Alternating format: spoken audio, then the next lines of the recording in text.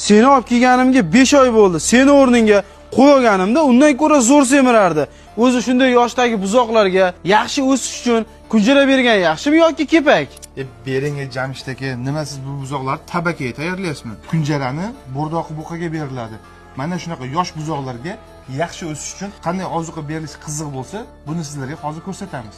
Siz esa videoni ko'rishdan oldin albatta ushbu videoga like bosing va bizning kanalga obuna bo'ling. Chunki shunaqangi foydali videolarni juda ham ko'p chiqarib boramiz.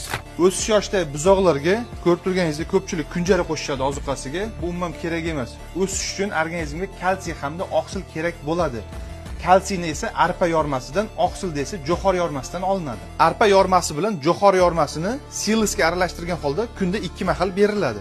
Va albatta qo'shimchasiga suyaklarni buzishi hamda yaxshi o'sish uchun tayyor eritilgan aminokislota, ya'ni super aminodan 5-6 ml muskul orasiga bir hafta oralatib 3 marta inyeksiya qilinadi.